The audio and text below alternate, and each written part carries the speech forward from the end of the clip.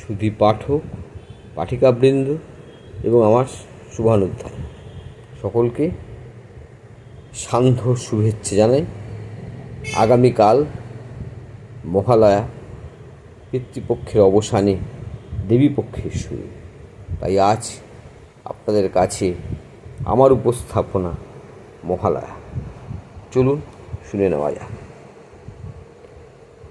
আশ্বিনের অমাবস্যায় মহালয়া এলে নীল আকাশে সাদা মেঘ ভেসে ভেসে চলে। পিতৃপক্ষের অবসানে দেবীপক্ষের শুরু। বুকের ভেতর বাজতে থাকে ঢাকের গুরু গুরু। গঙ্গা জলে দাঁড়িয়ে হাতে কমণ্ডল, মন্ত্রোচ্চারণ সাথে অল্প কিছু ফুল। পূর্বপুরুষকে নিবেদিত জল অর্পণ, তাকেই সকলে বলে পিতৃতর্পণ।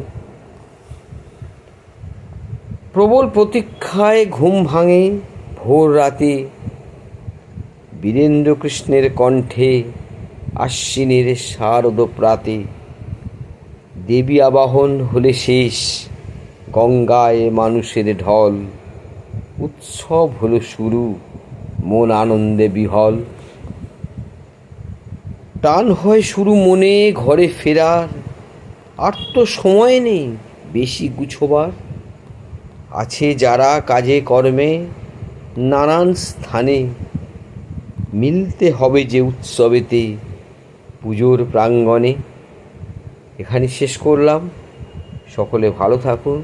আগামীকাল মহালয়া সকলের ভালো কাটুক, এই শুভেচ্ছা নিয়ে আজ এখানে শেষ করছি। শুভরাত্রি।